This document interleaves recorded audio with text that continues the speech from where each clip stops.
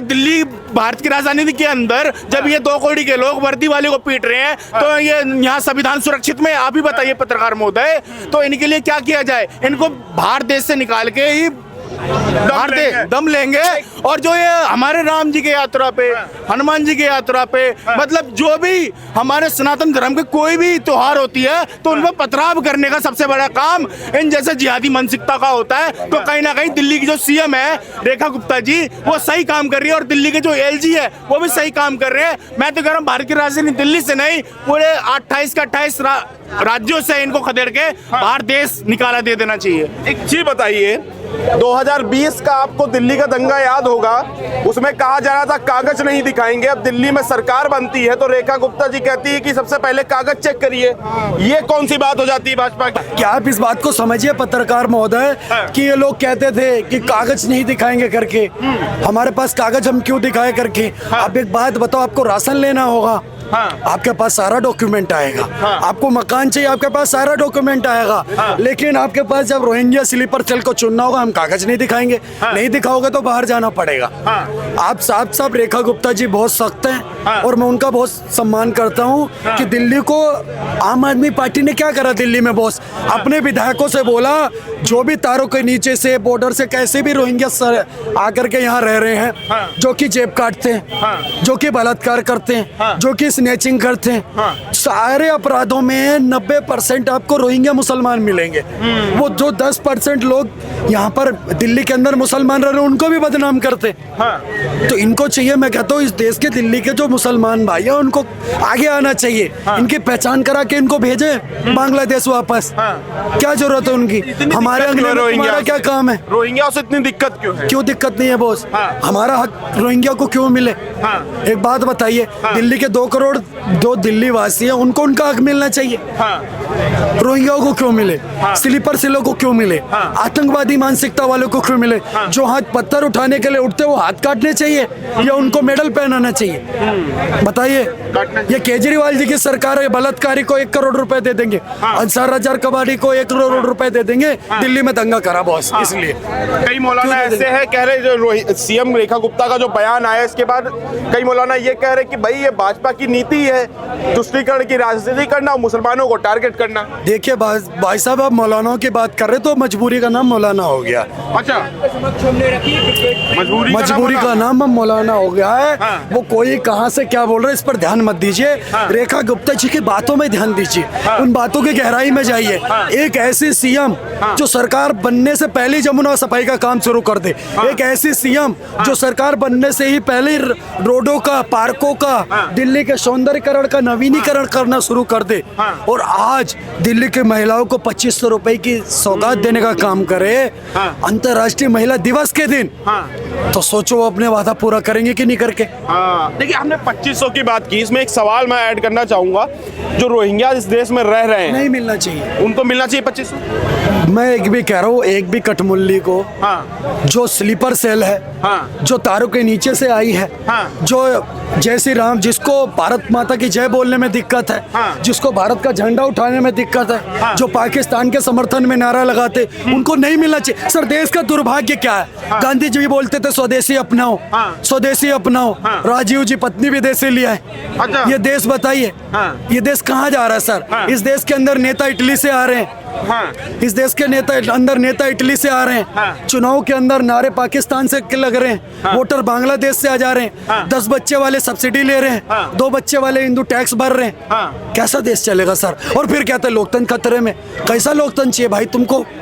और कैसा लोकतंत्र चाहिए तुमको? तो ये बताइए, 2014 दिखाएं, 2014 के बाद सबसे भाजपा ही तभी रोहिंग्या को छांटना शुरू किया।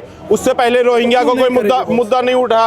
अभी क्यों उठना शुरू हुआ जब से भाजपा की सरकार आई, चाहे असम में हो चाहे यहाँ पे हो? क्यों नहीं करें? आप एक बात बताइए, आप एक मुखर वक्ता हैं, आप लोकतंत्र के चौथे स्तंभ है। बॉस, आप कहते हैं देश में रोजगार की कमी है, देश में ये कमी है, वो कमी है। आपका हक कौन खा रहा है? जो गलत तरीके से भारत के अंदर घुस रहा है। क्या आप एक बात बताइए, आपको नौकरी पहले चाहिए या अपने बहन बेटों की सुरक्षा और देश की सुरक्षा चाहिए?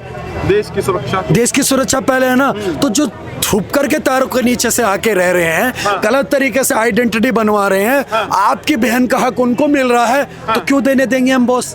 उनको निकालिए ना। लेकिन बॉर्डर पर देखिए सिक्योरिटी तो सेंट्रल गवर्नमेंट के अंदर में ही आती है। वो देखिए बिल वो कैसे अंदर आ जा रहे हैं? देखिए मैं आपको बता देना चाहता हूँ, शायद आपका ज्ञानवर्धन करना चाहता हूँ। देश के अंदर 2014 से पहले जो रोहिंग्या शरणार्थी आ चुके हैं, मैं उनकी बात कर रहा हूँ बॉस।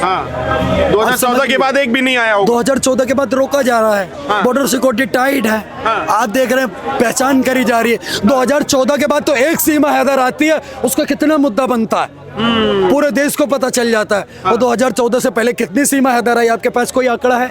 नहीं, कोई नहीं। क्यों नहीं है बॉस? क्योंकि हमने कभी उसको सोचा नहीं करके। भाईचारा तो भारत में भी है, हम यहाँ नहीं है भाई साहब। क्यों? हम 110 करोड़ हिंदू हैं। हम देखो भाई साहब, इनसे जो भी कहते हैं भाईचारे की बात करता, मैं सबसे एक बात कहता हूँ कि कोई भी अगर मेरा मुसलमान है तो वो पहले अपने बहन के भाई बने, मेरे भाई बाद में बनेंगे करके। अच्छा, अभी एक अपनी वीडियो बड़ी वायरल हो रही है, मतलब कि अगर सोशल मीडिया पे आपने देखी हो वीडियो, जिसमें एक पत्रकार है, उससे पूछता है तो कहता है कि हाँ मैं रोहिंग्या हूँ, जिसको जो करना है कर लो।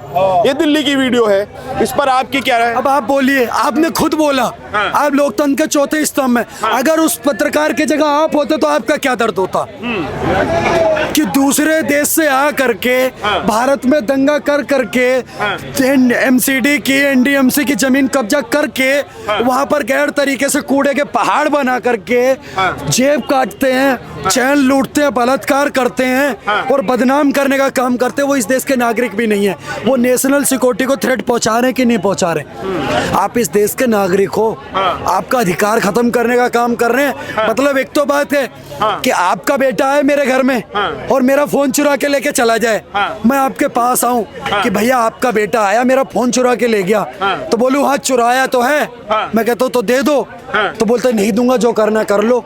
यही हो रहा है इस देश के अंदर, दिल्ली के अंदर। तो ऐसे लोगों का क्या इलाज होगा फिर? बाहर फेंका जाएगा या जेल में डाला जाएगा? का यही इलाज है ऐसे लोगों का, या तो सरकार इन पे शिकंजा कस ले, नहीं तो हम जैसे युवा बाहर निकलेंगे, लाठियों में तेल लगाएंगे और फिर जैसे तेल लगाया डाबर का, नाम मिटाया बाबर का, और फिर तेल लगाएंगे सरसों का और रोहिंग्यों से हिसाब करेंगे वर्षों का। ठीक है, बहुत बहुत शुक्रिया। क्या नाम हो सर? बड़े भाई सुमित भाई से ही बात करेंगे हम लोग। सुमित भाई क्या कहिएगा, रोहिंग्या मुसलमानों का जो मुद्दा है वो लगातार बढ़ता जा रहा है दिल्ली के अंदर। कई दिनों से हम लोग चर्चाएं सुनी, 33 रोहिंग्या मुसलमान को चिन्हित किया गया, उनको डिपोर्ट किया गया। आप क्या कहेंगे इस पर? आप एक बात बताइए, क्या रोहिंग्या और बांग्लादेशी इस देश के दामाद हैं? घुसपैठिया जैसे अमेरिका अपने देश में जितने भी घुसपैठिया उनको निकालने का काम कर रहा है। इवन भारत के भी कुछ लोग हैं, उनको भी निकालने का काम किया। अगर हमारे नेशनल सिक्योरिटी की बात आती है और बात आती है सुरक्षा की, अगर किसी बांग्लादेशी रोहिंग्या को निकाला जाता है तो किसके पेट में दर्द है? जिनके पेट में दर्द है, या तो उनको अपना बाप मान रहे हैं, या तो वो रोहिंग्या उनके खटिया पे आके सोया होगा। मुझे इस बात का समझाइए, इस दिल्ली में जाफराबाद के दंगे में रोहिंग्या मुसलमान, सीमापुर के पूरे वो जो वो वहाँ पर दंगे हुआ रोहिंग्या मुसलमान, ओखला चले जाइए, पूरा का पूरा जो कब्जा करके बैठे हुए पूरे के पूरे रोहिंग्या मुसलमान, वो आए तो आए कहाँ से? 2012 से पहले इनको जो घुसाया गया, ये अपने देश के सगे नहीं हुए। म्यांमार से इनको जब भगाया गया, वहां पर क्या करते थे? रेप, चोरी, चकारी, डकैती, दंगा, उसके बाद वहां की बहन बेटियों के साथ रेप करते थे। वहां की जनता ने अपने आप को एकत्र किया, लठ लिया और बजाना चालू किया। बगल में ही और भी देश थे, पाकिस्तान था, और भी देश थे, उन्होंने नहीं लिया। पर हमारे भारत के सेकुलर नेता जो मुसलमानों का वोट चाहिए, उन्होंने क्या किया? अपने साथ शामिल कर लिया। अब जब उनको निकाला जा रहा है तो दर्द क्यों चिल्लाहट आ रही है? यही केजरीवाल चिल्ला रहे थे कि दिल्ली के चुनाव में चीख चीख के चिल्ला रहे थे कि जी वोटरों के नाम काटे जा रहे, फर्जी ये किए जा रहे। पता है किसके नाम काटे जा रहे थे? इलेक्शन कमीशन किसका नाम काट रहा था? ये रोहिंग्या और बांग्लादेशी मुसलमानों का। यही काम पश्चिम बंगाल में हो रहा है। ममता बनर्जी चिल्ला चिल्ला के कह रही है कि मैं तो यहाँ पर धरना दूंगी। कारण क्यों? 14 लाख जो फर्जी वोटर है वो उनका वोट बैंक है। और अरविंद केजरीवाल और यहाँ का जो विधायक, सिटिंग विधायक है अमतुल्ला खान, उसने उनको पाला कि सरकार चलाने के लिए, दंगे करवाने के लिए, दिल्ली को लूटने के लिए। कोई हमारा दिल्ली धर्मशाला नहीं है कि कोई बाहर से आए और यहाँ पर बस जाए, हमारे संसाधनों को यूज करे, पत्थर चलाए, हमें लूटे, हमारी बहन बेटियों को छेड़े और रात दिन कहीं ना कहीं चोरी चकारी करे। ऐसे लोगों का सिर्फ एक ही इलाज है, जहां मिले पकड़ो पीटो और जहां से आए वहां भेजो। एनआरसी अभी तक भारत क्यों नहीं लागू कर पाया? मोदी जी की गवर्नमेंट है, अब तो 21 राज्यों में गवर्नमेंट हो गई, एनआरसी लागू कर दे।